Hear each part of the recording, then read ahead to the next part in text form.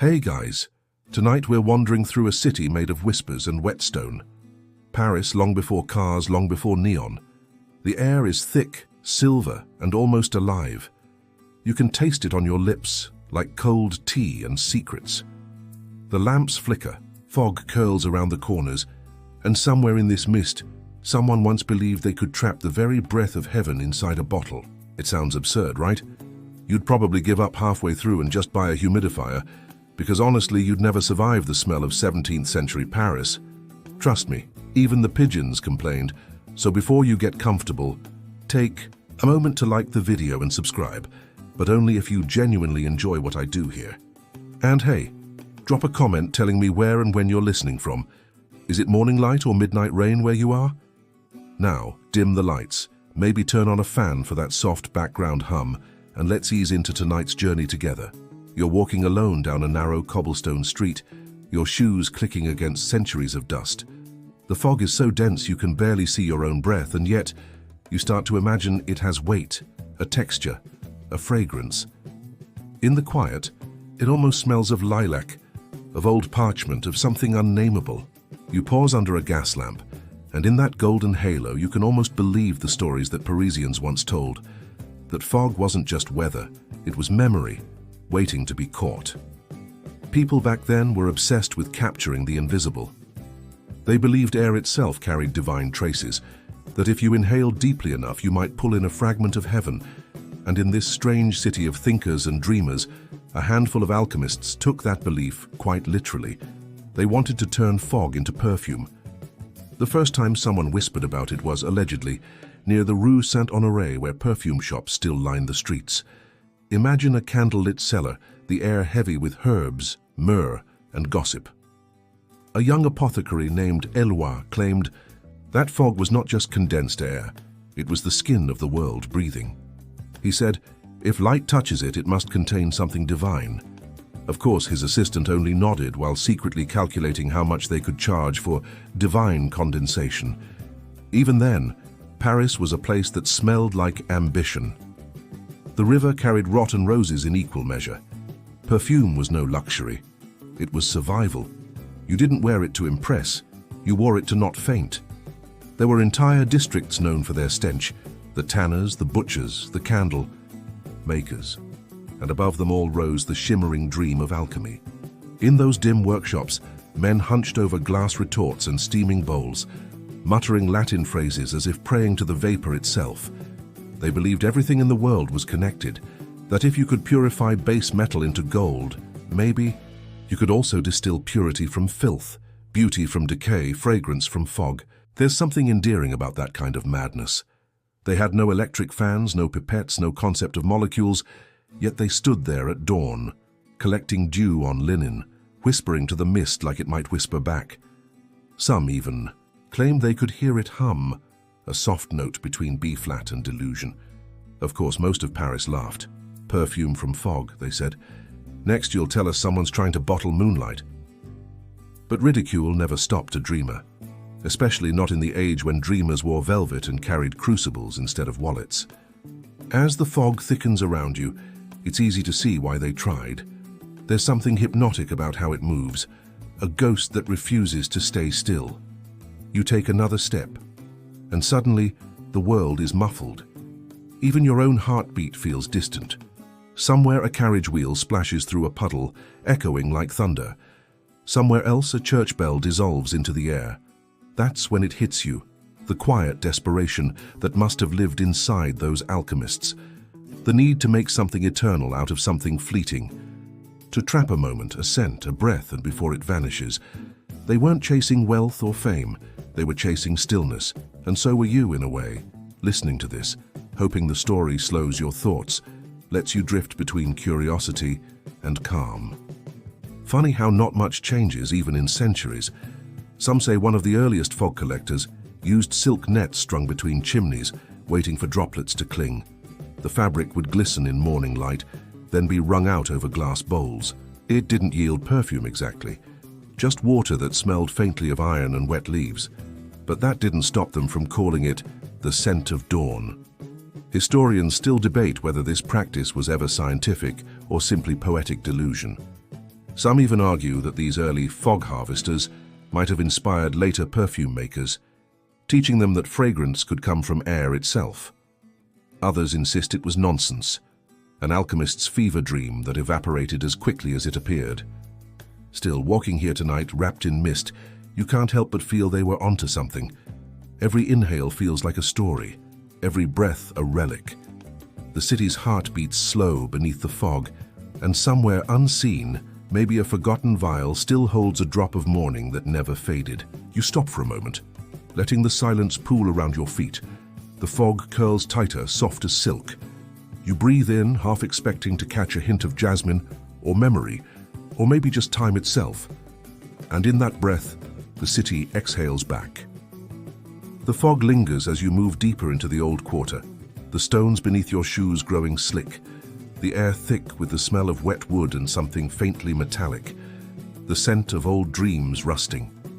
You find yourself thinking about those men and women who once saw more in vapor than in solid gold. Their world was a strange one, half prayer, half experiment, and it was called the Golden Age of Alchemy. The name sounds dramatic, but really it was an age of confusion in pretty clothing. France, like most of Europe, was caught between superstition and science. One moment, scholars were dissecting frogs under candlelight, and the next they were sprinkling salt on them to see if they'd come back to life. You'd fit right in if you ever spilled your coffee on your laptop and tried to revive it with good intentions. Back then, alchemy wasn't the sidekick of chemistry.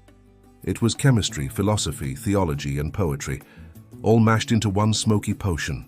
To be an alchemist in France was to be part scientist, part mystic, and part stand-up magician. You didn't just mix substances, you mixed ideas, trying to find the secret thread that tied heaven to earth. In those candlelit chambers, people whispered of transmutation, not just turning lead into gold, but turning ignorance into wisdom, flesh into spirit, air into essence. Perfume in that sense was a form of alchemy already. It took the decay of petals, the evaporation of oils, and transformed them into something invisible but powerful. If gold was the metal of the sun, perfume was the breath of it. You can almost imagine the scene. A dusty library in Rouen, a scholar hunched over a Latin text, tracing equations beside sketches of lilies.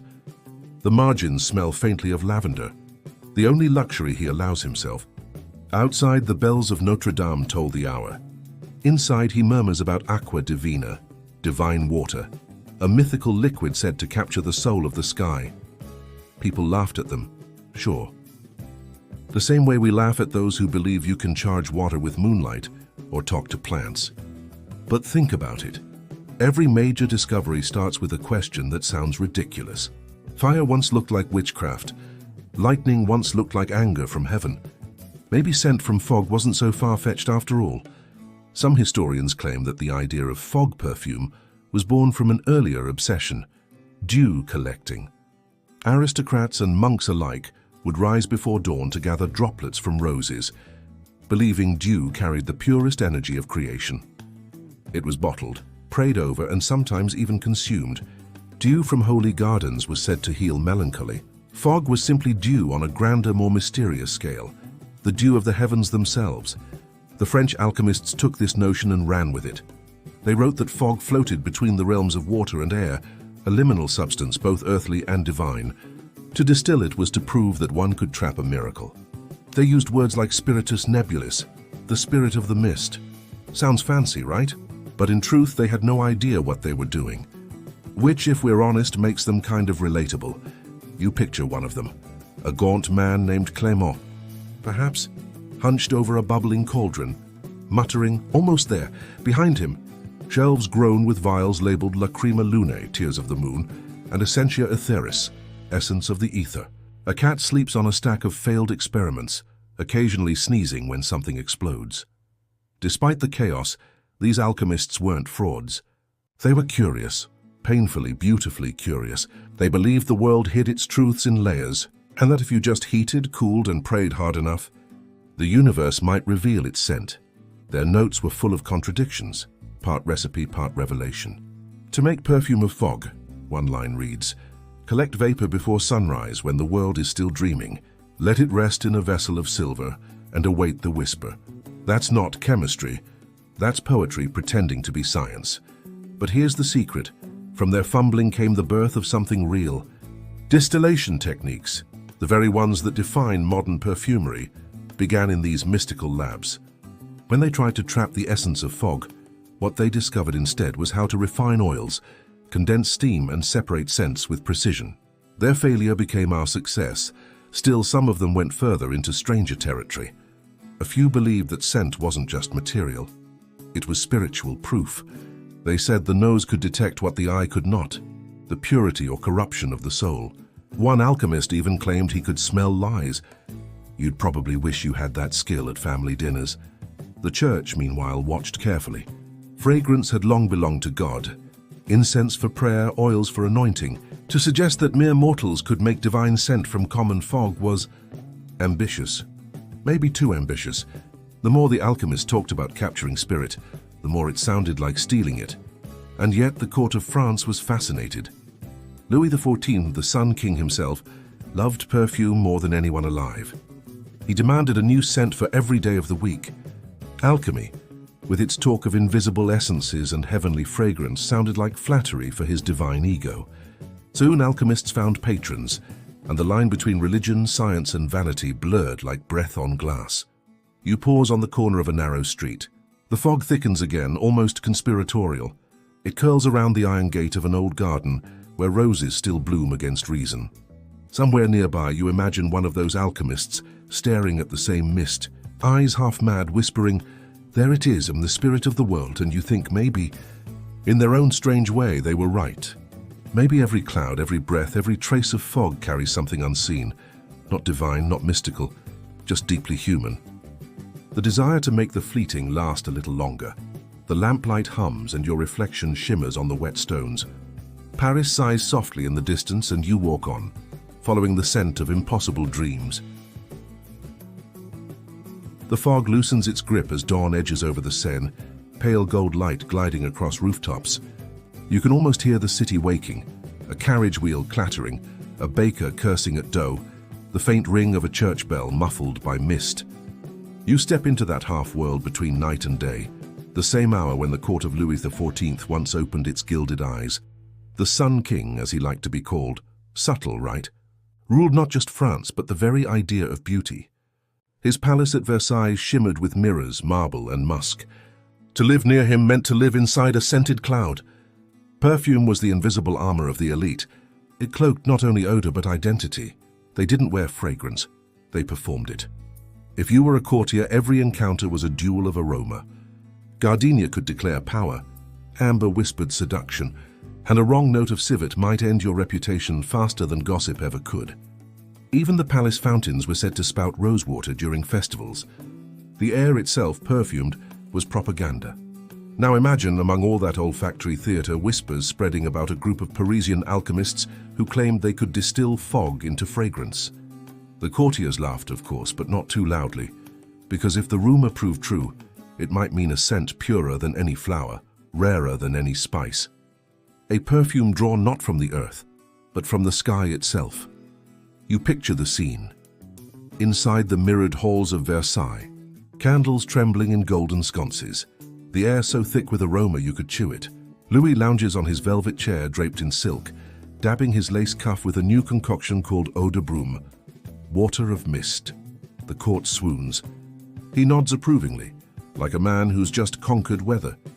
Behind this spectacle, the alchemists worked tirelessly, though perhaps secretly is a better word. The royal perfumers were both allies and rivals. Some mocked the fog chasers, calling them dreamers in damp coats. Others watched closely, terrified that the next great discovery might make them obsolete. After all, the business of scent was serious and very profitable. It's strange to think how powerful a fragrance could be. In the Sun King's France, it wasn't just a pleasant luxury. It was politics. Smelling divine meant being close to divinity, or at least pretending to be. And in a world where hygiene was, let's say, aspirational, perfume did what soap couldn't. One courtier famously remarked, "We wash with fragrance. That's not even a joke, as it was a lifestyle choice, and probably the reason no one fainted mid-waltz." You walk through the ghostly gardens of Versailles in your mind, endless hedges trimmed like geometry problems, Fountains whispering, statues pretending not to judge you. You catch a trace of jasmine on the breeze, then musk, then something faintly metallic, like rain striking silver. Maybe it's your imagination, or maybe the fog still carries a bit of their vanity. The obsession with perfume ran deeper than fashion. For Louis, it was almost theological. If God had given scent to flowers, then man could imitate God by crafting his own fragrances.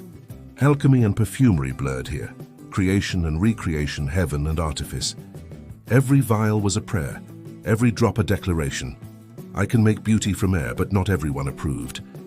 There were murmurs in the church, soft, censorious ones, that the court's devotion to scent bordered on heresy. Priests spoke of humility, nobles countered with ambergris. Somewhere between the incense of the chapel and the musk of the ballroom, France was trying to decide which smelled more sacred, and yet amid all this excess, the fog lingered beyond the palace gates, plain, grey, indifferent. Perhaps that's why it fascinated those alchemists. While Versailles glowed gold, the mist remained humble, elusive, free. To trap its scent would be to capture the contrast itself, luxury from nothingness. You imagine one evening, a servant delivering a letter to a perfumer named Mignard. The seal bears the royal crest.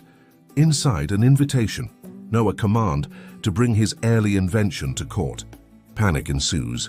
The alchemist's lab, cluttered with glassware and half-burnt parchment, becomes a battlefield of urgency. Steam hisses, notes fly. Somewhere a mouse scurries across a spilled tincture that smells faintly of pears and smoke. When the day comes, Mignard arrives at Versailles with a small crystal vial. The king leans forward, his courtiers leaning further. The vial is opened and out wafts nothing, at least at first. Then faintly is a scent like rain after prayer.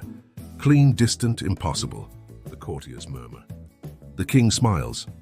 That smile buys Mignard 2 years of royal funding and a lifetime of nervous sweating.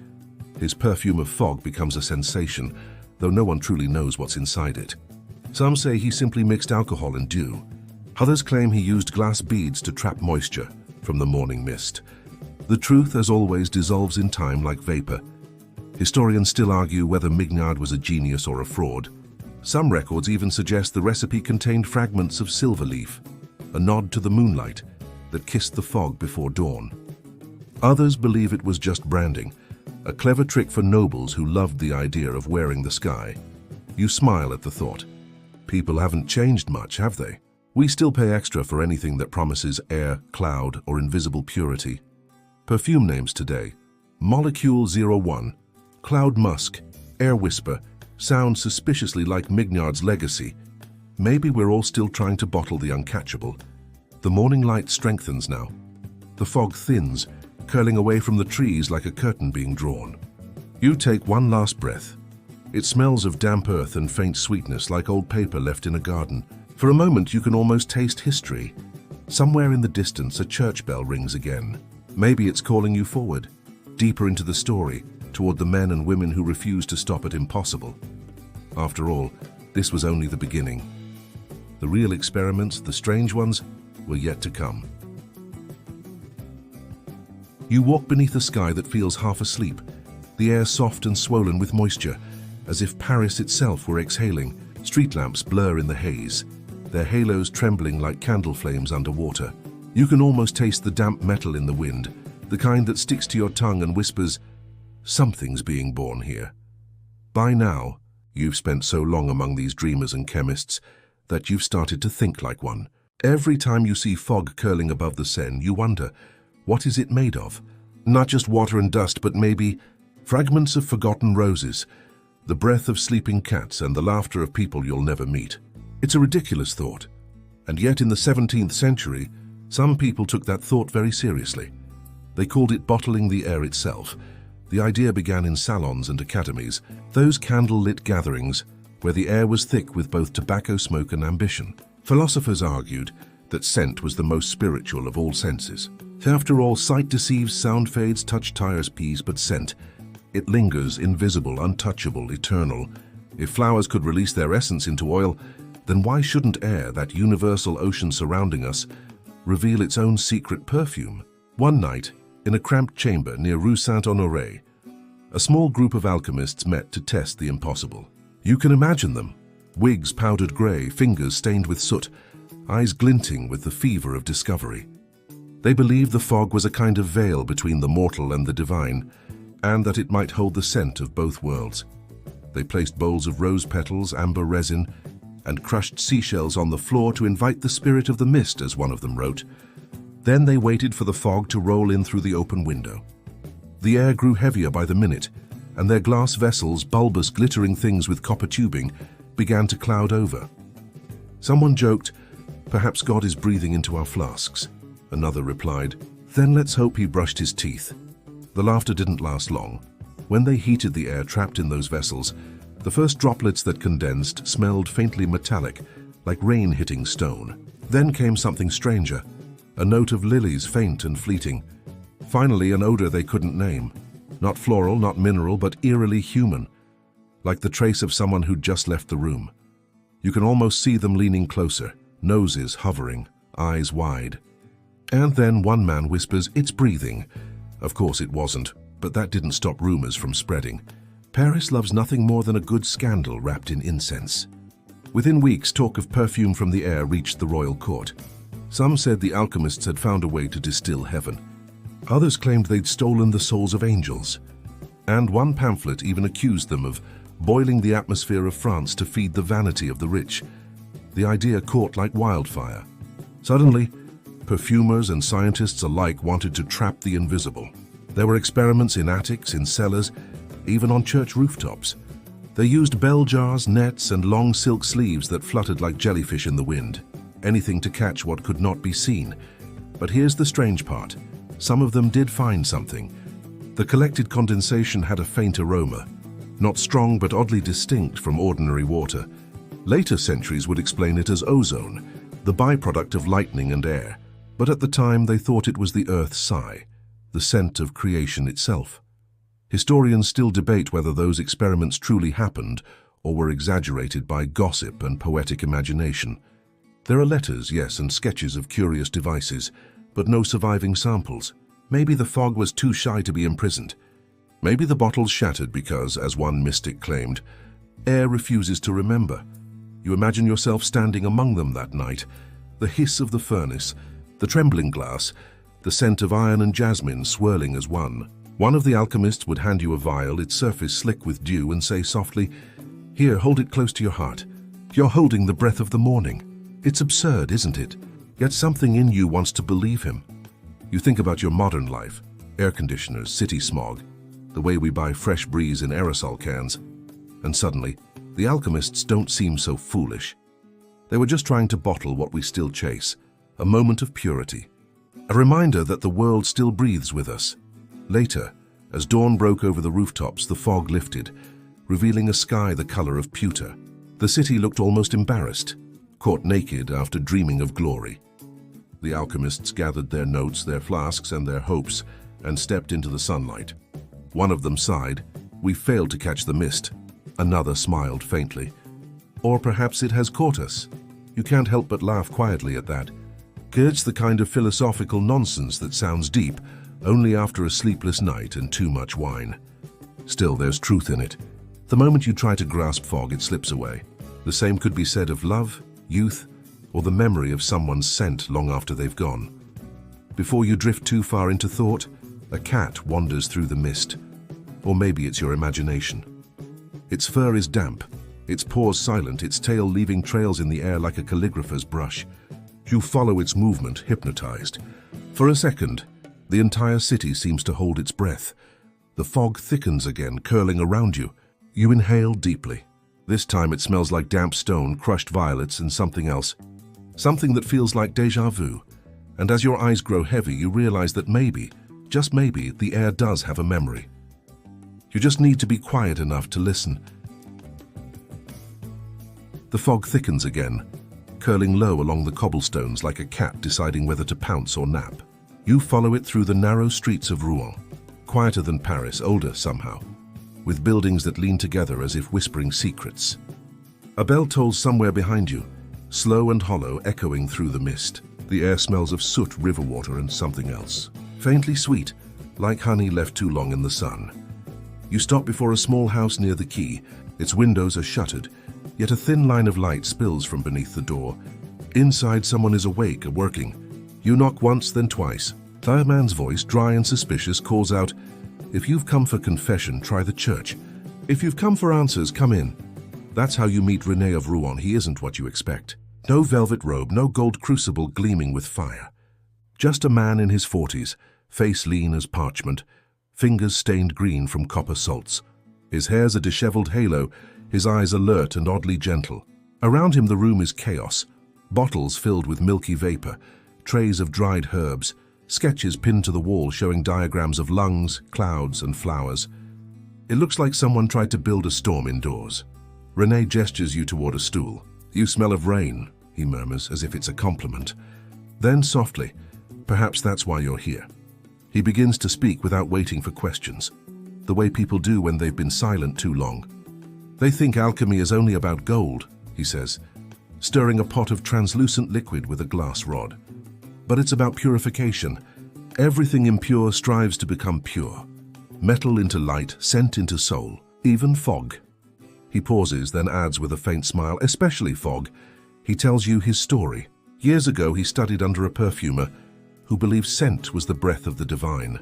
But perfume, René insists, is too heavy, too bound by matter. Oils, flowers, fat. "I wanted something lighter," he says, "something that could vanish and still remain." So he began experimenting. Morning after morning, he climbed to the riverbank before dawn, when the mist hung low and silent. He would stretch fine cloth across wooden frames to catch the fog, a fisherman of air. Then before sunrise burned it away. He scraped the dew from the fibers and dripped it into vials chilled with silver. And sometimes, just sometimes, the water left behind tiny crystals, faintly luminous, like frost-catching moonlight. René called them the soul's perfume. He holds up one such vial now. The liquid inside is clear as breath. When he unstoppers it, the air in the room shifts. A soft tremor like wind passing through memory. The scent that follows is impossible to name. It's neither floral nor smoky, neither sweet nor sharp. It's more like the moment before thunder, or the way your childhood bedroom smelled on rainy afternoons. You blink, and for a second you swear you hear something too. Not a sound exactly, but a hum low and steady like distant chanting. René watches your face. "You see it too, don't you?" he whispers. The air remembers. He believes each drop of fog carries the memory of where it's been, drifting through gardens, over graves, past lovers' windows. By distilling it, he thinks, one might extract those echoes, condensed traces of joy, sorrow, faith. To him, this isn't sorcery, but divine chemistry. Unfortunately, the church disagrees. In Rouen, rumors have begun to circulate. René communes with spirits, steals the breath of the dying, traps souls in glass. The bishop calls him the perfumer of the abyss. They say the incense from his lab has no scent, yet makes people dream of rain that never falls. René laughs softly when you mention this. "The church fears what it cannot smell," he says. "But scent is truth. You cannot reason with it, only breathe it." Still, you notice his eyes flick toward the shuttered window each time the wind moves. Fear, even in faith. He shows you his notes, pages filled with looping handwriting, sketches of fog droplets magnified like galaxies. He writes about the intermediate substance, the invisible skin between spirit and matter. If captured, he believes it could heal melancholy, purify sin, even prolong life. You can't help but ask, has he ever tested it? René hesitates.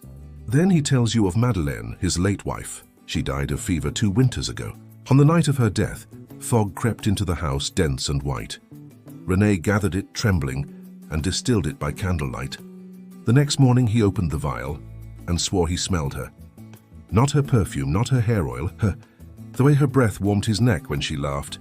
For a moment you're both silent. The air feels thick, pulsing with something unspoken. Finally he says, "Perhaps I am mad, but if madness can hold love a little longer, then let me be mad." Outside the bell tolls again. You hear footsteps, heavy, deliberate. René glances at the door, his expression tightening. "They've come," he says quietly. "The church inspectors." He presses the vial into your palm. "Take it, hide it. You'll know when to open it." Before you can protest, he opens the door. 2 men in black robes step in, their crucifixes gleaming like knives. One demands to see his experiments. Another sniffs the air and mutters, It smells like confession in here. René bows politely, all charm and composure, but his hands tremble just slightly as they flip through his notes. The younger priest's voice rises. "You dare to bottle the breath of the Lord?" René smiles faintly, only to remind him what it feels like. You almost choke, trying not to laugh. Even now the man's got wit. They take his books, his vials, his instruments. When they leave, the room feels emptier, as if even the air's been confiscated. René sits in silence, then says softly, "They can take the tools, but not the scent. It's already part of the world now." You slip away before dawn, the vial hidden in your sleeve. Outside, the fog has thickened into a silver ocean. You walk through it slowly, the glass warm against your skin. You imagine the mist parting before you, whispering. Somewhere behind you, René's door closes, gently, like the final note of a song that will echo for centuries. And as you cross the bridge over the Seine, the vial glows faintly in your hand. You could swear it's breathing. The rain has stopped, but the air is still heavy with damp silence. You walk beside the Seine, your shoes tapping softly against the cobblestones as a faint mist curls around your ankles. Somewhere a bell tolls. Not from a church exactly, but from a laboratory hidden behind its walls. Inside, a quiet war is brewing, one that doesn't use swords or muskets, but words, incense, and glass. You step through a wooden door, and the scent hits you first. Rose oil and melted beeswax, layered with something metallic. The air feels alive. In the corner, an old priest in grey robes mutters prayers while sprinkling holy water on the windowsills. Across from him, a young alchemist stirs a flask, his hands trembling slightly, his lips moving in calculation, not prayer. Between them stretches the question of an age. Is fragrance divine or merely chemical? The priest insists, a scent is a breath from God. It belongs to heaven, not to bottles. The alchemist replies with tired defiance, "Then why can I trap it?" You linger, trying not to disturb their tension. The candlelight flickers, catching the outline of symbols carved into the table. Crosses, circles, and strange Latin phrases that almost look like equations. You can feel both worlds colliding here. It's easy to imagine how these arguments must have sounded in the 17th century. Every monastery had its apothecary, every apothecary its secret shelves. But when the alchemists began to claim that spirit could be distilled, the church grew uneasy. To suggest that creation could be recreated, drop by drop, was dangerously close to heresy. You picture them at Mass, incense drifting upward, thick and golden, meant to carry prayers to heaven. Then you remember the alchemists, collecting. The same smoke in glass funnels, claiming they could study its invisible anatomy. Same gesture, you think, different purpose. Somewhere along the line, faith and chemistry stopped holding hands. Still, the two sides shared a strange intimacy. The priests accused the alchemists of arrogance, but also bought their balms to anoint relics. The alchemists mocked superstition, but still whispered blessings over their flasks. It was a relationship of hypocrisy and fascination, the spiritual and the rational, pretending they weren't secretly addicted to each other. You crouch beside a small wooden desk covered in parchment. Notes scrawled in both ink and wax stain the edges. One phrase repeats again and again. Aroma est anima. Scent is soul. A drop of perfume rolls off the table and hits the floor like a tear. You realize then that scent has always been a kind of religion. We worship it without kneeling, chasing the smell of home, of a lover's hair, of bread in the oven at dawn. It's how we remember what's gone. The alchemists knew this too. For them, every experiment with fragrance was a ritual, every beaker a miniature chapel. They believed that if they could isolate the exact breath of a rose, they might isolate the breath of a human soul. But faith didn't vanish from science. It merely put on a lab coat. You watch as the priest and the alchemist work in uneasy silence. The priest stirs his censer, the alchemist his distiller. Their movements mirror one another perfectly. Smoke rises, steam condenses. Each man believes he is proving the truth. "Do you think," the priest finally says, "that your fog could smell like redemption?" The alchemist doesn't answer. He only lifts a vial, clear and trembling, holding the first captured drops of morning mist. You lean in close enough to see your reflection shimmer on its surface. There's no scent yet, only potential. and yet something about it feels sacred. You imagine the debate spilling beyond these stone walls, Paris salons alive with gossip and pamphlets, philosophers quoting scripture next to formulae. If God made fragrance, one pamphlet asks, then why does man not have the right to imitate it? Some nobles laughed it off. Others banned the experiments entirely. But curiosity is a stubborn weed. It grows even in the cracks of faith. One night, a rumor spread that a captured scent, one made entirely from fog, had been used to revive a dying bird. They said the alchemist who created it wept as the creature stirred, convinced for a moment that he'd found the boundary between spirit and chemistry. Of course, historians still argue about whether that experiment ever happened. Some claim the revived bird was merely stunned. Others say the entire story was a metaphor written later by a jealous rival. Still, it lingers in the archives like the faint echo of a smell you can't quite name. You smile to yourself. Humans will always turn mystery into story and story into proof. Back in the laboratory, the priest finally kneels, exhausted. "You think you can trap God in a bottle," he whispers. The alchemist closes the vial, sealing it with wax. "No," he says softly. "Only his reflection." The candles burn lower. You can almost feel the fog pressing against the window, listening. It wants to be let in, or perhaps it wants to see what will become of its stolen breath. You reach out and touch the cold glass. For a heartbeat, you think you smell something faint. Rain, lavender, and something like electricity before a storm. Then it's gone. Outside, the mist thickens again. The city's spires dissolve into the grey. Maybe the debate never really ended. Faith versus science, soul versus scent. Maybe it only changed costumes. You tilt your head back and breathe in, letting the dampness settle on your eyelashes. The world tastes metallic and alive. You think of that line scribbled on the parchment, aroma est anima. Maybe that's what they were really trying to say. That everything we love eventually becomes vapor, and everything we lose lingers in the air, waiting for someone curious enough to breathe it in again. And you, standing there with fog curling around your hands, can't help but smile. Because even though you're not an alchemist or a priest, you understand both sides. After all, you've chased a scent before. The rooftops of Paris look different at dawn, like a sea of sleeping ships drifting through pale grey waves.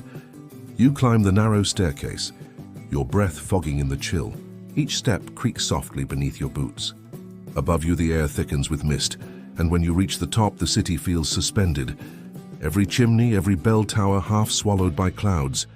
You're not alone up here. A handful of figures stand beneath linen sheets stretched between poles, the fabric trembling slightly in the breeze. They move slowly, carefully, their motions lit by the weak glow of lanterns. From afar, they could almost be monks performing some secret ritual, but they're not monks. They're alchemists, and tonight they're trying to capture the morning mist itself. You tuck your coat tighter and approach. The leader, a thin man with silver hair escaping his cap, nods to you. "Don't speak too loudly," he murmurs. "It frightens the air. You want to laugh, but you don't, because somehow he's right. The world is so quiet you can hear the faint hiss of dew condensing on cloth. The air tastes metallic, almost electric. You feel it cling to your eyelashes. Their tools look absurdly delicate for something so ambitious. Glass funnels, copper tubing, and a set of hand-blown bottles that catch the lantern light like liquid moons. You help steady one as he tilts a damp linen corner toward it. Drop by drop, the night's breath slides inside. "Do you smell it?" he whispers. You nod, though you can't tell what you smell. Metal, maybe. Flowers. Something that reminds you of the inside of a church after rain. And something else you can't name, like the faint trace of a dream. He smiles faintly. "That's the soul of water," he says. You can't hold it for long. Behind him, another assistant squeezes a soaked cloth between glass plates, extracting a thin line of liquid that glows faintly in the lantern light. It's colorless, but you swear you see a shimmer, as if light itself is trying to escape. They pour it into a narrow vial, cork it, and mark it with a sigil that looks halfway between a crucifix and a formula. And just like that, the fog is imprisoned. You take the bottle gently, feeling its cool surface. It's just water, you think. Yet your hand tingles as if something alive is inside. The alchemist watches you. "Careful," he says softly. If you breathe too close, it remembers. You almost drop it at that. He doesn't seem to be joking. Around you, the city begins to wake. Distantly, a church bell rings, muffled by the fog. Somewhere, bread ovens roar to life. You imagine the steam rising to meet the mist, like the world exhaling in layers. The alchemists hurry.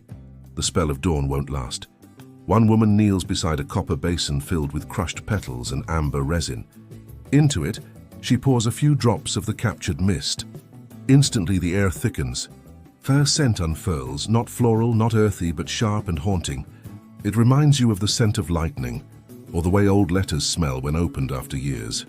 You inhale deeply. For a second, you swear you see something flicker in your vision. Faces, maybe, or silhouettes suspended in the haze. The woman notices your reaction. It remembers, she repeats. The fog keeps everything it touches, voices, secrets, even grief. You glance over the edge of the rooftop. The city below is still a blur of pale blue and silver. Every sound feels distant, softened. It's like being inside a lung, breathing history itself.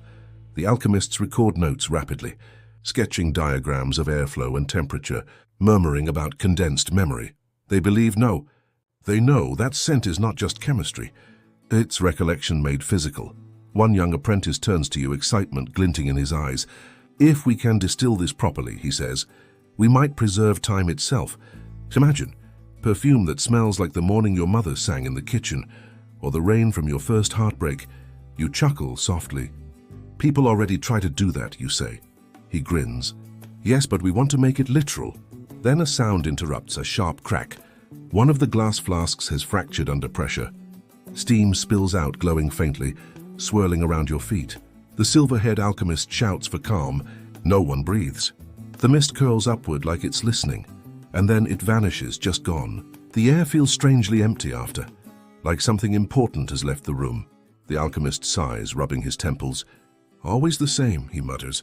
The spirit escapes before we understand it. He looks up at you, weary but amused. If God truly made this world from breath, he says, he made sure we could never quite steal it. You smile. Maybe that's for the best. He nods, tucking the surviving vials into a padded chest. Perhaps, but still, we try. The sun finally cuts through the clouds, pale gold bleeding into grey. You watch as the alchemists dismantle their strange contraptions, wrapping damp linens and glassware in cloth. The rooftop is littered with droplets sparkling like tiny prisms. As you help them pack, you notice one of the linen sheets still glistening faintly. You lift it, and for an instant you swear you catch a whiff of something not of this world, a scent that feels like both the end of something and its beginning. You blink, and it's gone. Down below, the streets begin to fill with vendors and horses. Life resumes its ordinary rhythm. But you, walking back through the mist that's slowly lifting, feel changed somehow. The air feels heavier now, as though every inhale carries stories centuries old. Maybe they were wrong, maybe right. Historians still argue whether those early experiments ever truly existed, or if they were metaphors, myths, layered upon real science. But as the last tendrils of fog slip past your shoulder, you can't shake the feeling that you've just touched the skin of something ancient. You look at your hands, still damp from the mist, and wonder if a trace of it remains. Maybe the air does remember. And as you descend into the waking streets, the faint scent of metal and flowers follows you like a secret too delicate to explain. The night air of Rouen tastes like rain before it falls. You walk along the damp cobblestones, your breath weaving with the mist, and every lamp flickers as if the fog itself were alive. Somewhere nearby, a bell tolls, muffled by the weight of the air, not announcing mass but something quieter, stranger. You find yourself following the sound until you reach a small chapel on the edge of the Seine. Inside, candles shiver in glass bowls filled with water, their reflections swaying like souls trying to escape. An old monk waits there, draped in linen that smells faintly of wax and lavender. He gestures for you to sit beside him on the worn pew, his eyes brighter than the flame before him. You've been walking in the fog, he says softly, and yet you don't realize it's been watching you. Too? You smile, uncertain whether to laugh or shiver. The monk chuckles, a dry whisper like parchment turning. He tells you that the fog is not merely weather. It is memory adrift, the breath of those who once lived, condensed into the air you now breathe. Each droplet, he says, carries a fragment of laughter, a sigh, A forgotten prayer. You think it sounds poetic, maybe even comforting us, until he leans closer and adds, "Some nights when the air is heavy enough." Those memories return. A draft passes through the chapel, curling around your ankles like invisible cats. You could swear it carries a faint scent, old roses perhaps, or candle smoke mixed with wet stone. The monk inhales deeply, his face softening. "That was a woman," he murmurs. "She died in this very pew during the winter of '62. She loved garden roses." You glance toward the altar where the air seems thicker, more luminous. Somewhere in your mind a tiny question blooms. Is it really possible for scent to hold the trace of a soul? Or is this old man simply breathing nostalgia? Historians still argue about it, of course. Some claim monks like him used poetic metaphors to explain chemical phenomena, the way certain molecules cling to moisture or stone. Others insist it was a sincere belief, born from centuries of mixing science with superstition, faith with fear. After all, in the 17th century, the invisible world was still half holy, half laboratory. The monk continues, explaining how for years, alchemists sought to capture not just the essence of flowers, but of people. They believed scent was the bridge between body and spirit, that your soul, when it leaves the flesh, leaves behind a faint fragrance. The sweeter the scent, the purer the soul, the less pleasant. Well, he doesn't finish that sentence, but his eyes tell you enough. You recall the experiments from Paris, the linen sheets left on rooftops, the glass flask sealed at dawn, the whispers of a scent that no one could name. Perhaps this chapel was one of their secret test sites. You picture alchemists tiptoeing across the nave at night, their beakers catching droplets from the incense smoke, hoping to distill eternity from humidity. The monk tells you of René, yes, that René of Rouen, who once brought his crystals of breath here for blessing. The church tolerated him barely, until rumors spread that he could identify the recently departed by the fragrance of their lingering mist. He was accused of trafficking with spirits, though his only tools were glass and patience. One story goes that René once bottled the air from a dying woman's chamber, sealed it with wax, and opened it a week later inside this very chapel. Witnesses said the entire room filled with the unmistakable scent of her perfume, violet and myrrh, though her body had already been buried miles away. The monk nods solemnly, saying, "Her husband fainted on the spot, and when he awoke, he claimed he'd heard her voice calling from the bottle. You try to laugh it off, but the sound dies in your throat, because even now you can smell something, faint but real, like rain soaked through silk and skin." The monk smiles knowingly. "Scent is a form of remembrance," he says, "and remembrance is the soul refusing to be forgotten." You look toward the doorway where fog drifts in like a tide. For a heartbeat, you think you see shapes moving within it. Silhouettes, gestures, whispers of lives that ended centuries ago. They seem harmless, even tender, as though the fog itself is made of unspoken goodbyes. Outside, the bells begin again, and you realize it's nearly dawn. The monk stands, joints cracking like old wood, and extinguishes the candles one by one. Each puff of smoke curls upward, merging with the mist above. "You'll forget my face by morning," he says gently, "but not the scent. That stays." As you step outside, the fog thickens, swallowing the world in silver. The air feels charged, humming quietly as if the city beneath it is still dreaming. You breathe deeply, expecting the usual chill of river air, but instead you taste warmth, something floral and ancient. Maybe it's your imagination. Maybe it's the memory of someone else's dream clinging to the air. Either way, it follows you as you walk, that strange sweetness that feels like déjà vu. And somewhere behind you, in the darkened chapel, a single candle flares back to life, flickering without flame as though stirred by breath alone. You don't turn back. You simply walk into the fog, feeling it settle on your eyelashes, cool and damp. Every droplet feels like a fingertip brushing your skin, soft, curious, familiar. The old monk's words echo faintly in your ears. The air remembers. And as the first light of morning begins to scatter the mist, you realize something odd. The scent doesn't fade. It grows richer, warmer, blooming with every step you take, until you can no longer tell whether it's coming from the fog or from you. For a brief, impossible moment, you think, maybe you've become part of the memory too. Then the wind shifts, carrying the scent away, and you let it go. You leave the chapel behind as morning spreads its pale gold across the rooftops. The city is slowly waking, its chimneys sighing plumes of steam into the cold sky. Paris smells faintly of bread, horses, and soot, not the divine aroma promised by alchemists, but the honest scent of life itself. You walk toward the river, your boots clicking against cobblestones slick with dew, and think about what the monk said. The air remembers, but not everyone wanted the air to remember. In the glittering circles of the royal court, memory was a dangerous thing. Power belonged to those who could rewrite it, or better yet, perfume it. Versailles in the late 17th century was a kingdom of fragrance. You'd think it would smell heavenly, but in truth it was an olfactory battlefield.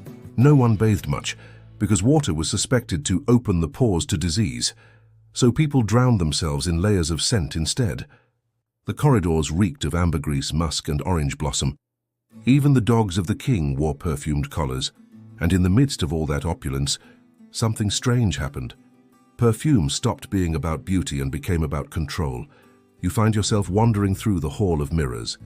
The air here feels almost alive, heavy with the ghost of lilac and politics. Courtiers glide by in silks, their movements choreographed like a dance of influence. Every bow, every compliment, every drop of perfume was a calculated act. One whiff of the right scent and you could win favor. One wrong note and you might as well be invisible. Louis XIV, the Sun King himself, had an unusually sensitive nose. Chronic illness had made him repulsed by the scent of the human body. He could not endure the smell of mortality, one contemporary whispered. So he surrounded himself with perfumers and alchemists, charging them to create fragrances that could mask decay, disguise sin, even simulate virtue. And that's where the alchemists re-entered the stage. They weren't just eccentric scholars anymore. They were power brokers. If scent could influence emotion, they reasoned, then the one who mastered it could rule hearts as surely as the king ruled lands. You watch as a young alchemist, a nervous man with ink-stained fingers, presents a vial to the royal apothecary. Inside it swirls a pale mist, glowing faintly in the morning light. He calls it essence du brouillard, the essence of fog. He claims it can purify the air and calm the temper, a kind of emotional alchemy. The courtiers murmur approval. The king leans in. The vial is unstoppered, a collective breath. The air shifts. You can't quite describe the scent. It's clean but not empty. Floral but not of any flower, you know. It feels like breathing inside a dream. For a moment, everyone smiles. The king closes his eyes and whispers, "It smells like heaven." The next day, the alchemist is summoned to court again. Then again. Soon he's dining at the royal table. His name spoken with the same reverence once reserved for philosophers or prophets. His mist becomes the court's obsession. Nobles commission personal fogs, tailored to their temperament. The gardens of Versailles fill with glass domes designed to trap morning vapor. Servants chase fog with silk nets like hunters of ghosts. Perfume becomes politics. Whoever controls the formula controls the favor of the crown.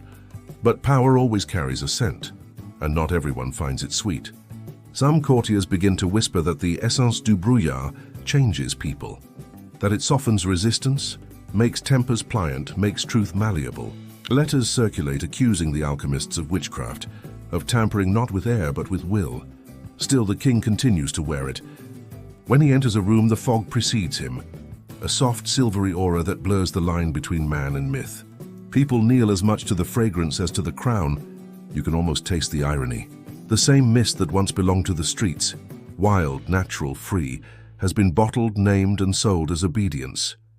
You wander into the gardens, where fountains murmur among sculpted hedges. Servants are releasing clouds of perfumed vapor to impress a visiting ambassador. The sunlight cuts through the mist, painting rainbows in the air. It's beautiful, undeniably so, but also a little sad. You think of René's glass towers, forgotten in the attic of history, and how the dream of turning fog into perfume began with wonder and ended in politics. Some historians still debate how much truth there was to these stories. Did a true fog perfume exist? Was it merely poetic myth woven by chroniclers to flatter the court? Or was it a primitive attempt at what modern chemists now call hydrosols, the condensed distillate of scented air? No one can say for sure. The recipes vanished, burned, or locked away when regimes changed. But the legacy lingered in language, in art, in how we still describe people of influence as having a certain air about them. You sit on a marble bench beneath a chestnut tree. The air smells faintly of powder and crushed leaves. A maid passes, scattering petals of jasmine as she walks. Somewhere beyond the hedges, musicians begin to play a minuet, soft as mist dissolving in sunlight. You close your eyes. For a heartbeat, you imagine the perfume of fog returning to its natural form, lifting away from bottles and crowns, reclaiming its freedom. The thought makes you smile. A bee drifts past, lazy and golden, and you think even power has its seasons. When you open your eyes again, the gardens shimmer with heat. The fog is gone, replaced by light so bright it almost feels sterile. You realize how fleeting it all was. Not just the mist, but the era itself. The alchemists who dreamed of bottling air have been replaced by perfumers. The perfumers by chemists and the chemists by industrial fragrance houses. But the desire remains the same, to capture what can't be held. You stand and take one last deep breath. Beneath the sweetness of flowers, there's something else. Faint, metallic, ancient. The aftertaste of ambition. As you walk away, a servant opens another vial, releasing a puff of silvery haze. It curls upward, catching the sunlight, and for a moment it almost looks alive. You can't help but laugh softly. Careful, you whisper to yourself. That's what they all said before the scandal began.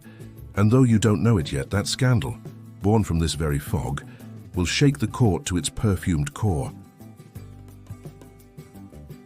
You follow the hum of a strange contraption, echoing through the narrow streets of Paris. It's midnight, and the fog is so thick it clings to your eyelashes like dew on cobwebs. The lamps burn low, their halos swimming in vapor, and you can almost hear the city breathing. Somewhere behind a shuttered courtyard door, someone whispers, "It's alive!"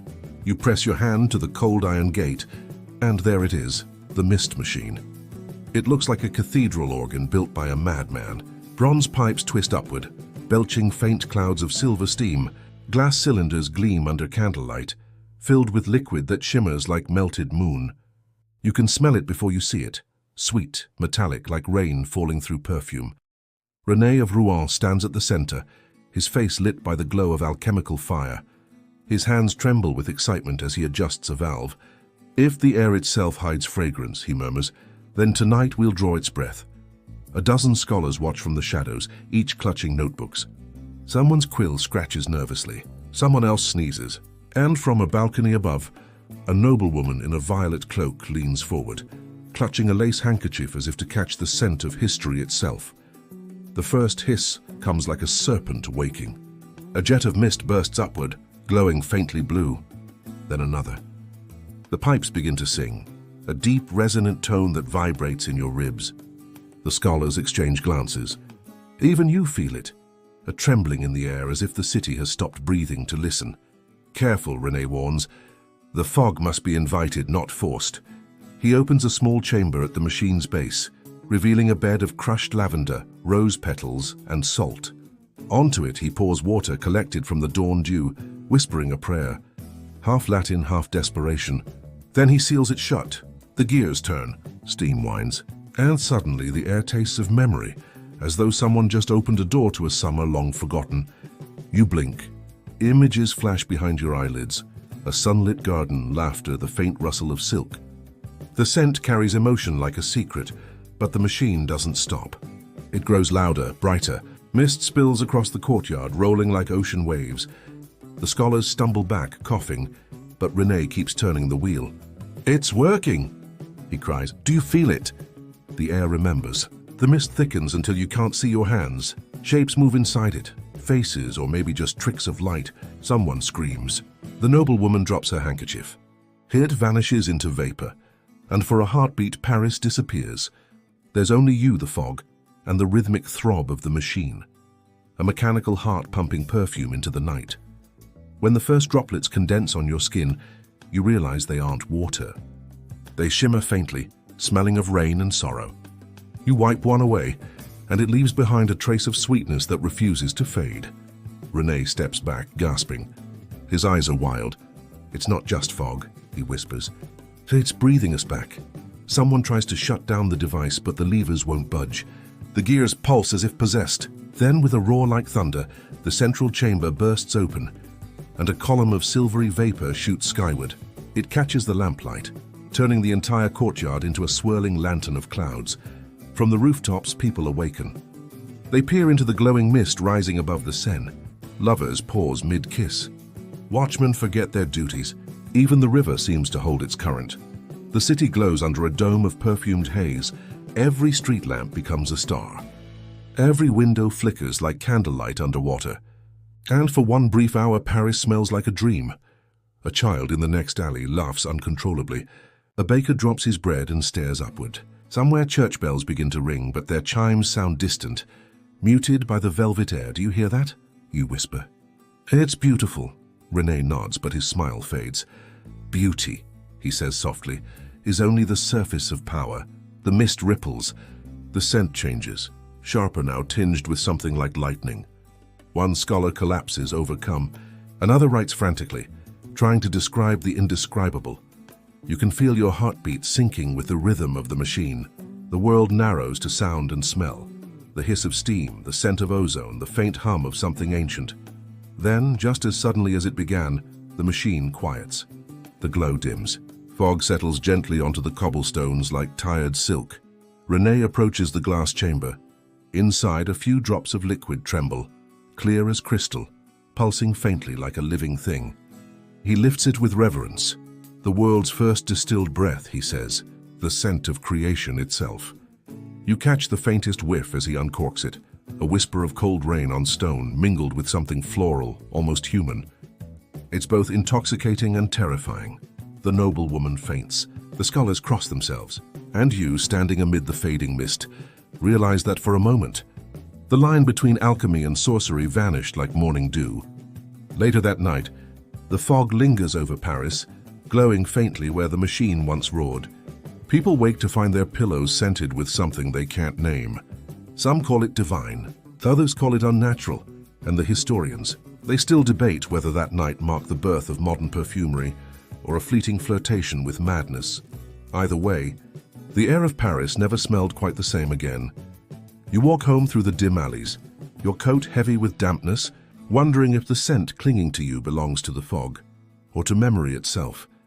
As you breathe it in, it feels like the city is whispering, the air remembers, and somewhere behind you, in a quiet courtyard, the last drop inside René's flask trembles, waiting for dawn.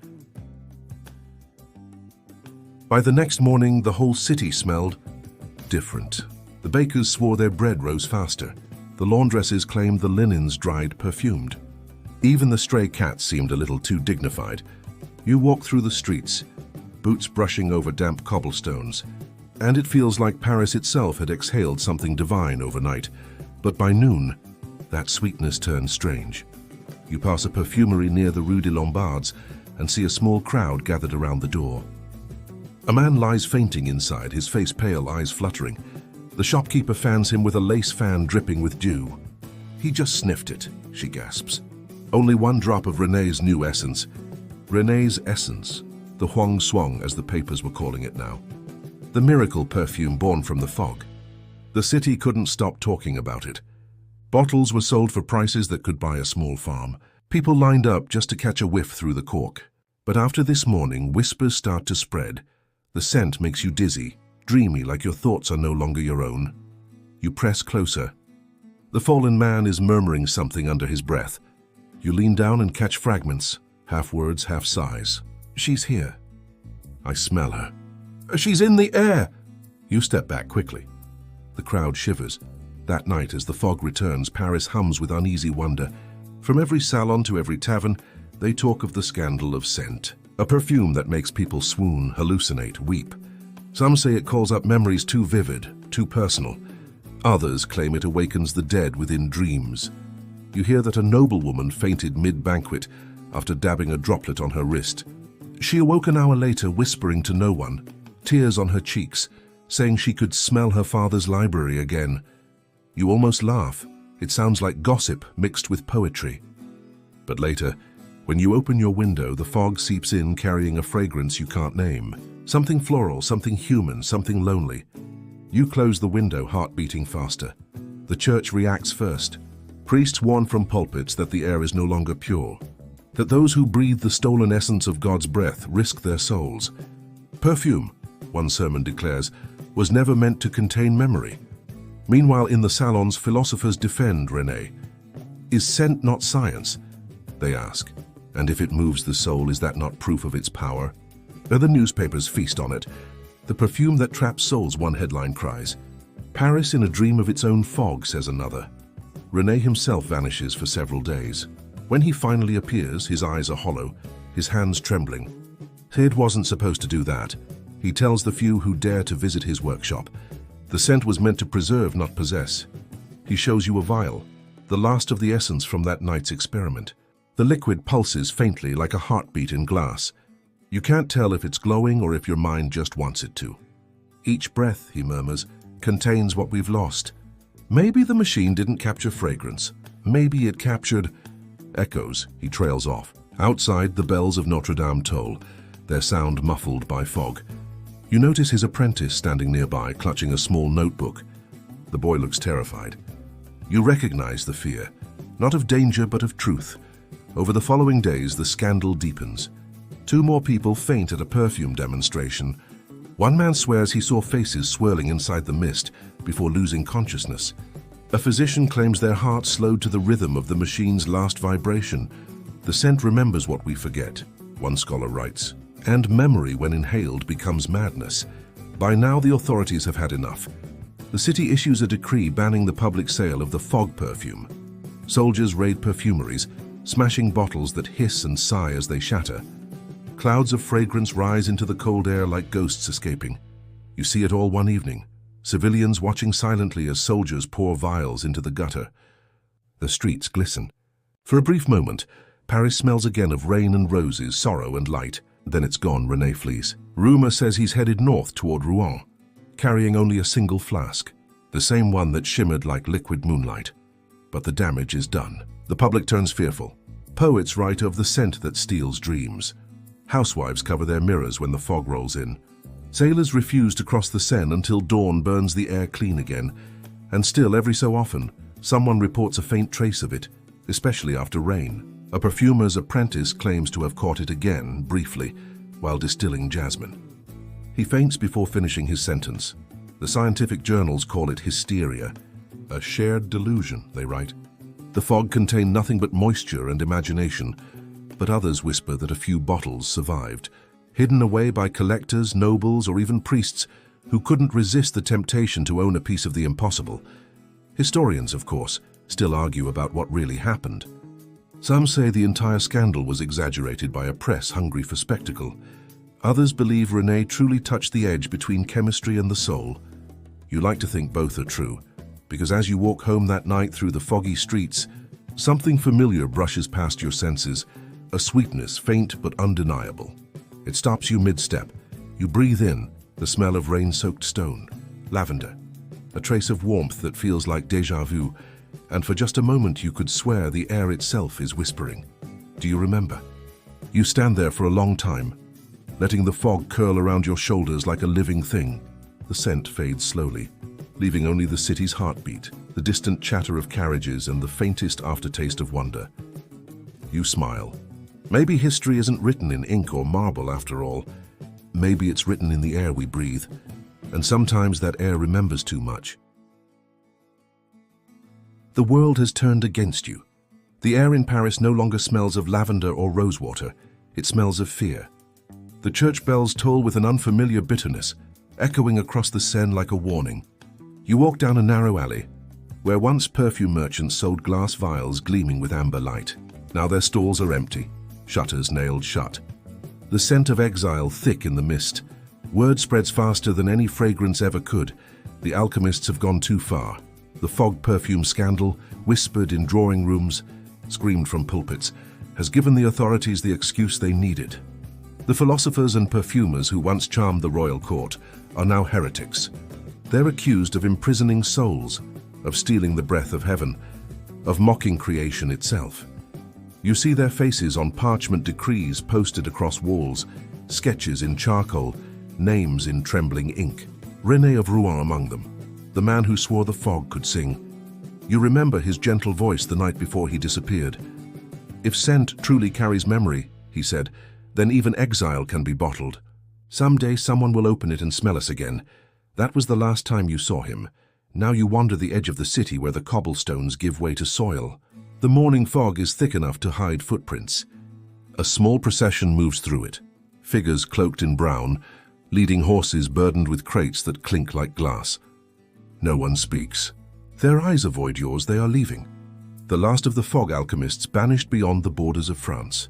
You follow at a distance as they pass through the gate at Saint-Denis. Behind them, Paris exhales, as if relieved to rid itself of their strange breath, and yet you swear the air feels emptier. The soldiers at the gate check the wagons one by one. Inside are small glass jars sealed with wax, each holding what looks like nothing, just faint condensation, a shimmer of trapped air. The officer sneers, breaks one open and inhales mockingly. So this is the smell of sin. He coughs. The mist drifts upward like a sigh, vanishing before anyone can stop it. No one laughs. That night, you take shelter in an abandoned chapel near the border. The ceiling is cracked, the saints on the walls faded to ghosts. Through the broken window, fog creeps in as though searching for a home. You imagine René and the others somewhere beyond the hills, releasing the same mist into the cold foreign air, keeping a piece of France alive in glass. A letter arrives weeks later, smuggled in a loaf of bread. It's written in a shaky hand, blotched with rain or tears. We have found a new refuge near the sea. The fog here is different, heavier with salt. We are trying to teach it the memory of roses. When the tide rises, it hums softly. As if remembering Paris, you fold the letter carefully and keep it pressed against your chest. The scent of the ink, iron gall faintly metallic, reminds you of the night of the experiments, the linen soaked with dew and faith. Rumors say some alchemists fled east, some south to the Pyrenees. Others vanished entirely, leaving behind only a few sealed vials that no one dared open. One found its way into a collector's cabinet in Lyon. Another, according to a sailor's tale, drifted across the ocean to New France. The historians, of course, still argue about what truly happened. Some claim the exiles died in poverty. Others believe they continued their work in secret, refining their formulas in fog-covered monasteries, whispering to the air as if it were an old friend. And a few, those romantic enough, insist that on certain dawns the sea itself carries their perfume, a scent both human and divine. But you know better, because one evening, years later, as you walk along the Seine once more, you catch a smell that stops you mid-step. It's impossible to describe. Not floral, not earthy. Something softer, like memory itself brushed against your cheek.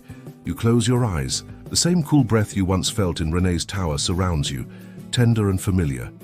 The air remembers, you whisper. When you open your eyes, the fog has thickened, and in it, for a brief moment, you see shapes, figures moving through the mist, their outlines glowing faintly, carrying glass vials that shimmer with trapped dawn light. You blink, and they're gone. Only the scent remains, fading as the bells of Notre Dame begin to ring for vespers. That night, back in your small apartment, you open the drawer where you keep the old letter. The parchment has yellowed, the ink has bled, but the faintest trace of fragrance still lingers, an impossible mix of sea air, lilac, and something like forgiveness. You think of how every breath you take once belonged to someone else, how air travels, how it carries the dust of centuries. Perhaps the exiled alchemists were never gone at all. Perhaps every fog that rolls through Paris is them, returning home unseen. You lean by the window, watching the mist drift past the lamplight, curling like smoke from an invisible candle. If scent truly carries memory, then the world is a vast bottle, and you, standing here, are only breathing its contents. And somewhere, far beyond the city walls, a faint breeze stirs over the waves of Normandy, lifting a trace of perfume long forgotten, the same fog that once filled glass towers and dreams, wandering freely again. You inhale deeply, and the air tastes like sorrow, hope, and something sweetly eternal. You whisper into the quiet room, they're still here.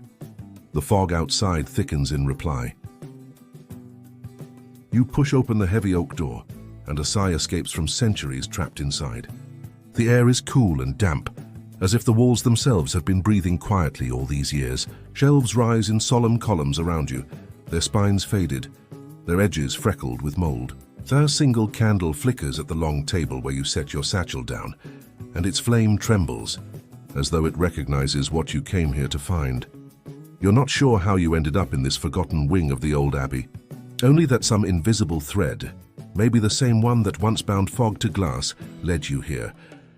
Somewhere among these volumes, they say, lies the recipe of the mist. The parchment you unfold is delicate as a petal left too long in the sun. Written in brown ink that's more rust than color, the title at the top reads Les Notes Oubliées, the Forgotten Notes. Your pulse stirs. The handwriting is uneven, but you recognize it immediately. It's René of Rouen. He'd been gone for decades by then, presumed dead in exile. Yet here his words are, curling across the page like rising smoke. The manuscript begins with a confession.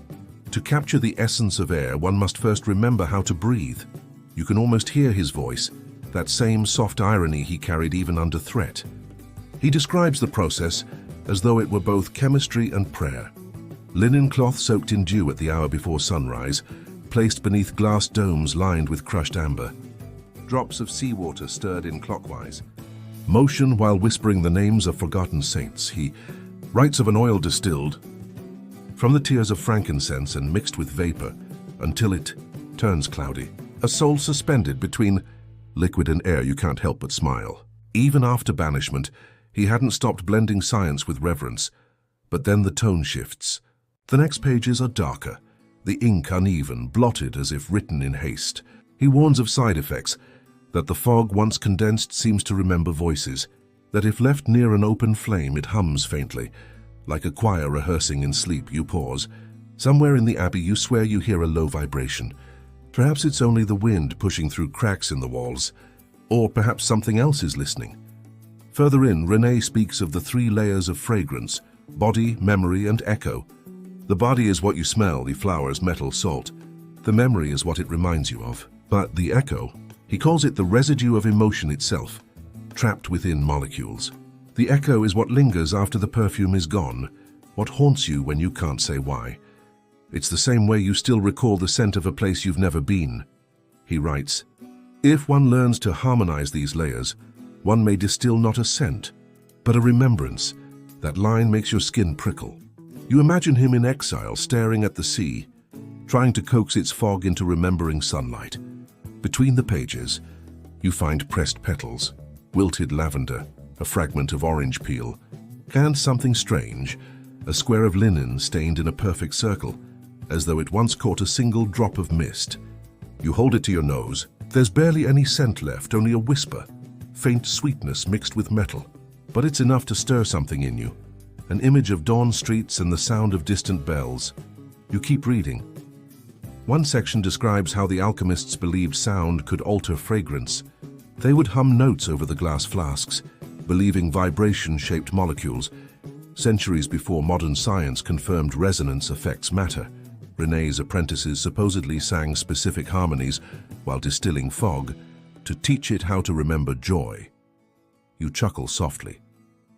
Imagine a bunch of serious 17th century scholars singing lullabies to jars of air. It's absurd and somehow touching. But the last entry catches you off guard. René claims he succeeded. He distilled the fog until it condensed into a pale crystal, clear as morning, weightless as forgiveness. He named it Essence du Souvenir, the essence of memory, and then, one final line written faintly as if his hand trembled, do not inhale it at night. The air will remember you too clearly. You lean back, letting the words sink in. The candle sputters, throwing long shadows over the page. Somewhere outside, rain begins to fall, slow and rhythmic, like the ticking of an old perfume clock. It's strange how these forgotten notes make you feel. You're not reading chemistry. You're reading devotion disguised as science. Every recipe is also a prayer, every formula a love letter to something invisible. Historians still argue whether this manuscript is genuine. Some insist it's a later forgery by a romantic poet obsessed with alchemy. Others swear it matches René's style too precisely to be coincidence. But when you trace your fingers across the faded ink, you know authenticity doesn't matter. What matters is how the words still breathe. You close the book gently, afraid to disturb whatever spirit lingers between its pages. The candle's flame flickers once, then steadies as if the room itself exhales in relief. You gather your things and stand. As you turn toward the door, you notice a faint mist curling along the floor, perhaps from the dampness of the rain seeping through cracks. Or perhaps from something you've just awakened. It carries a scent you can't name, not floral, not earthy, just familiar. Like the memory of someone whispering your name in a dream. You step out into the corridor. The candlelight behind you fades, but the air feels oddly lighter, as if the library has given up a secret it had been holding too long. As you walk, you wonder, maybe every fragrance from lavender to smoke is just the world trying to speak in another language. Maybe René's lost formula wasn't about perfume at all, but about teaching the air to remember us. Outside, the night rain turns to mist. It gathers against your skin, cold but not unkind. You tilt your head back, eyes closed, and breathe it in. For a moment, it feels as though the centuries fold into one breath. You, René, the sea, the vanished towers, all dissolving into vapor. And as you exhale, the fog curls away like words fading from a letter no one was ever meant to read. You don't even notice when the centuries begin to peel away, like thin petals dissolving in rainwater. One moment, you're surrounded by the echo of glass vials and candle smoke, and the next, the sharp hiss of a modern perfume lab replaces it all. Stainless steel tables, polished floors reflecting cold fluorescent light. Yet somehow the same hunger hums beneath it, the same obsession that made the old alchemists climb Parisian rooftops with linen sheets. The scent of modernity isn't cleaner. It's just more clinical. You step closer to a young perfumer, swirling a vial under her nose, eyes closed, lips moving as if in prayer. She murmurs something about ozonic top notes, about capturing the smell of air before the rain, and you almost laugh, because you've heard that before, in another century, from a man named René who thought fog was divine breath. The instruments have changed, but the yearning remains identical, to distill something as ungraspable as the sky. She shows you a machine. It looks like a small silver heart, pulsing gently as vapor condenses inside. We extract using steam, she says. Steam distillation. A method so old that even the medieval alchemists might have whispered its secret names over cauldrons. The irony doesn't escape you. The process born from faith and fear now wears the lab coat of science. You lean closer. The perfume inside smells like nothing you can describe. It's cool and weightless, like breathing in a cloud. The perfumer smiles. We call it the ozonic family, she explains. It's supposed to remind people of fresh air, clean linen, sea breeze. That kind of purity. Purity. The same word that echoed through the corridors of Versailles, dripping with amber and musk. You wonder if Louis XIV would have liked it. A fragrance that smells of air itself? Probably not. He wanted to dominate the air, not become one with it. Still, the connection feels undeniable. You see it everywhere. In the shimmering blue bottles shaped like droplets. In slogans promising to bottle the sky. In designers' notes describing the scent of memory. The alchemists dreamed of capturing fog. Today, corporations sell morning mist and dew whisper. Different language. Same spell. Some perfumers even talk about the ghost note. That faint, intangible hint you can't quite smell, but that changes everything. They say every good perfume needs one, a note that feels alive but invisible. You think of the monk who once whispered that mist held the souls of the dead. Maybe he wasn't wrong.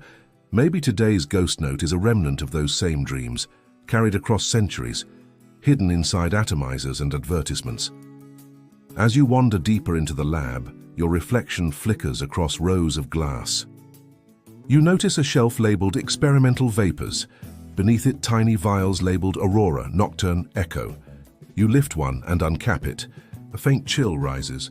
It smells like wet stone and lightning, like air that remembers a storm. The perfumer notices your expression and chuckles softly. It's funny, right? We keep chasing smells that don't really exist. You nod, though you're not sure she understands how ancient that chase is. You think about the forgotten notes from the old manuscripts you read. Formulas mixing steam, amber, and prayer. You realize they weren't just recipes. They were incantations. Modern chemistry stripped away the incense and psalms, but the heart of it remains ritual. The slow, reverent act of transforming something fleeting into something that lingers, and you can't help but admire the persistence. 500 years, and humanity still wants to trap the intangible. It's like trying to bottle time. Absurd, poetic, and very human. You reach out and touch a small humidifier in the corner, releasing a soft plume of mist into the air. Under the lab's cold light, the fog glows faintly blue, curling upward like it remembers the warmth of candle flames. You half expect to hear a whisper from the past, Renee murmuring about Huanglin Hon, the scent of souls. The perfumer leans in. You smell that? That's Ionone. Gives a violet air kind of feel. She says it casually, as if describing breakfast. You smile faintly. If only she knew her words echo a centuries-old faith. That even air has flavor, that scent is the soul's fingerprint. Outside, through the glass walls, the city hums. Not the clatter of horse hooves on cobblestones, but the electric drone of cars and trains. Yet above it all, a faint haze hangs in the Paris morning. Not smog exactly, but a shimmer of moisture catching light. Fog. Still here, still unbottled, still teasing anyone who thinks they can hold it. You imagine, for a moment, if one of those old alchemists walked into this lab, how would he feel seeing his wild dream turned into marketable fragrance lines? Maybe proud, maybe horrified, or maybe he'd simply close his eyes, inhale and whisper finally. Some historians still argue whether those early French alchemists really tried to turn fog into perfume. There's little proof, only letters, rumors, and a few curious diagrams. But then again, history often hides its truths in fragrance, doesn't it? It evaporates fast, but leaves behind something you can't quite forget. You take another deep breath. The scent that fills your lungs is faintly metallic, faintly floral, and faintly human. Here's the smell of centuries overlapping, of past and present coexisting in one breath. You wonder if someday someone will smell your time and feel the same. The perfumer screws the cap back on the vial and sets it aside. Smell is memory, she says simply, wiping her hands on a cloth. It's the only sense that never really forgets. You look at her, at the sterile room, the hum of machines, the ghostly curl of vapor rising toward the vents, and it hits you. They did it. The alchemist's dream survived, hidden in white lab coats and marketing gloss, but alive nonetheless. The tools have changed, but the soul of their work still lingers in the air, invisible and insistent. Outside, the fog thickens a little, wrapping the city in its soft grey shawl. You feel it cling to your skin, cool and intimate. And for a fleeting instant, you can almost believe it carries stories. Every breath, every life, every forgotten experiment, drifting through time like a patient spirit. You close your eyes. The scent is still there, faint, impossible to name. Maybe that's the point. Maybe not every mystery needs to be solved. Some are meant to linger softly, like perfume fading on the wrist long after the touch is gone.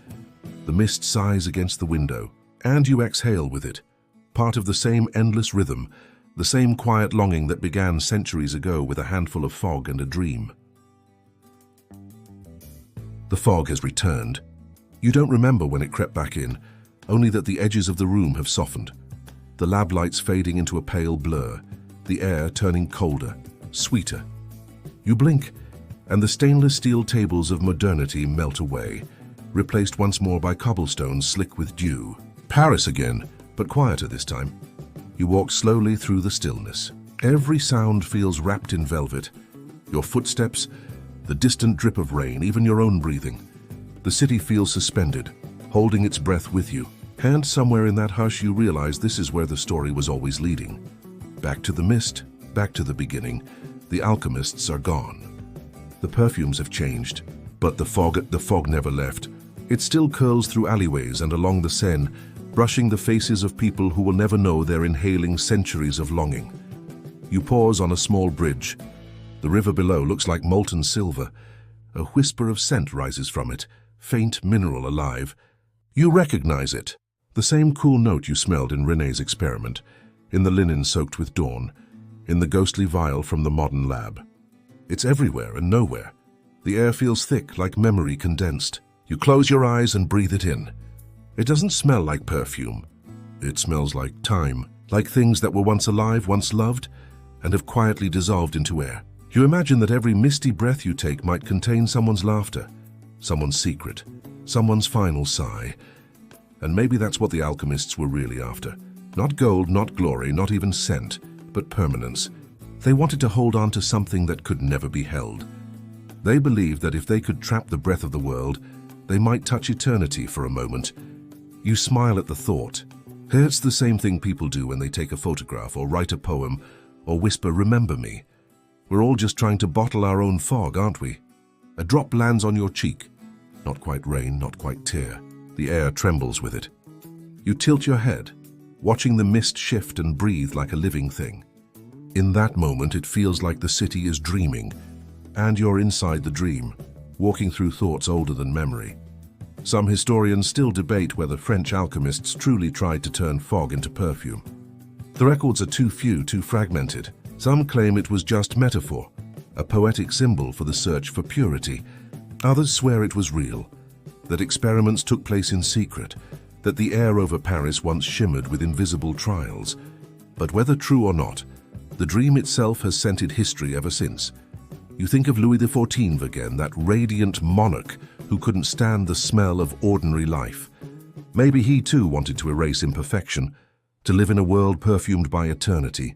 You think of René of Rouen, whose glass jars glittered with captured breath, of the monks who whispered prayers over mist, of the women who wore scent as armor, of the perfumers today who still chase the smell of clean air, all of them, connected by one invisible thread, the longing to make the fleeting stay. The fog thickens around you now, almost tender. It curls at your ankles, climbs your arms, drifts into your hair. You can't tell if it's embracing you or erasing you. Maybe both. The city's lights dim to small amber dots, like candles sinking into distance.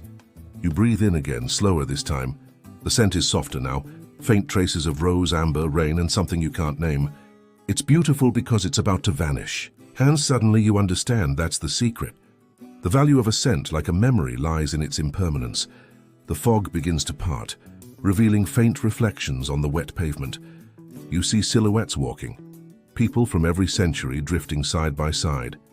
A monk clutching his rosary, a perfumer in velvet sleeves, a scientist in goggles, a stranger holding a camera. None of them notice each other, but all of them breathe the same air, the same invisible inheritance. You take one last step and the fog moves with you, not following, not leading, but matching your rhythm as if walking beside you. You can almost feel its pulse. It smells of endings and beginnings and everything in between. The city fades further until all that's left is sound, a soft hum like the ocean in a shell. The mist wraps around your voice as you whisper to yourself, every breath is a story, and you realize that somewhere, long after you've fallen asleep, the fog will keep drifting, through gardens and towers, over rivers and faces, carrying traces of all who once dreamed of it. It will mix with exhaust fumes and incense, laughter and sorrow, always changing, never gone. You think of the bottle René held centuries ago, the one that glittered with captured dew. Maybe it shattered long ago. Maybe the scent escaped into the air waiting for you tonight. Maybe that's why you're here, and to breathe it in, to finish what they started. The air around you lightens. The fog grows thinner, paler, until it's barely a whisper. The city glows beneath, distant but kind. You exhale, and for a heartbeat, you think the mist exhales with you. The story begins to fade. Words stretch like smoke, dissolving at the edges. You let them go. Your body softens, your breath evens out. The world grows quieter. Everything smells of peace and faint, elusive, eternal. And in that last drifting moment before you slip into sleep, a voice, maybe yours, maybe the fog's, murmurs, all fragrance is memory. All memory mist. The sound fades into the hum of your fan. The light in your room softens into blue-gray. Paris, the alchemists, the experiments, all dissolve back into silence. End of script. Sweet dreams.